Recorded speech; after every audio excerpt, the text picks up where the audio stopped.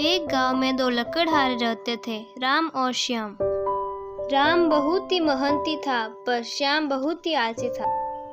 राम हमेशा जंगल से लकड़ियां लाकर बेचता था। एक दिन वह जंगल से लकड़ी काटने गया।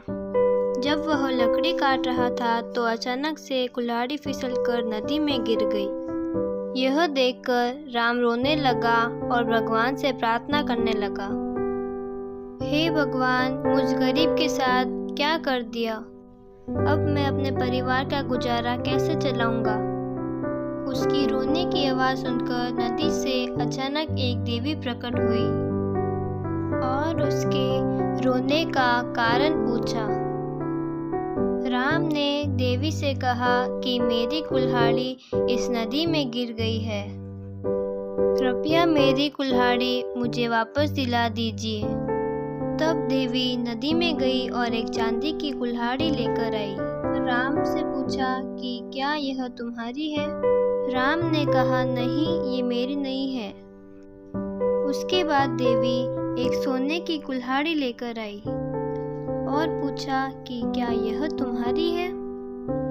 लेकिन राम ने मना कर दिया। फिर देवी एक लोहे की कुल्हाड़ी लेकर आई और पूछा, क्या यह तुम्हारी है? तब राम ने कहा, हाँ, यह मेरी है।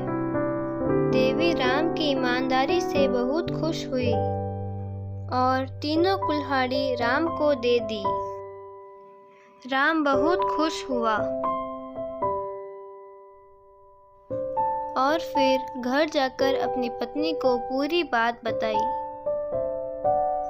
राम का दोस्त श्याम यह सब कुछ सुन रहा था। कुछ समय में ही राम बहुत धनी हो गया। एक बार राम जब जंगल में लकड़ी काटने जा रहा था तो श्याम ने उसका पीछा किया। श्याम को देवी वाली नदी का पता चल गया।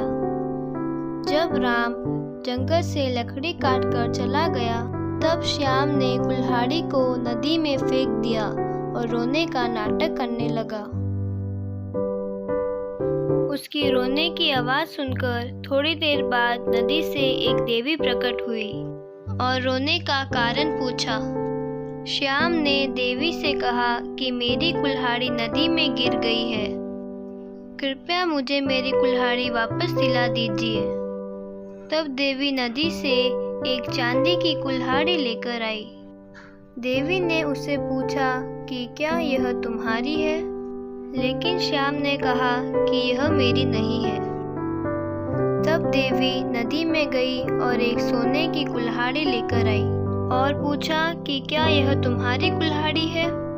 श्याम ने कहा, हाँ, यह मेरी कुल्हाड़ी है।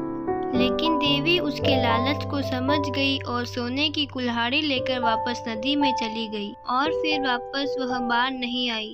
इस प्रकार श्याम ने लालच में आकर अपनी लोहे की कुल्हाड़ी भी गंवा दी।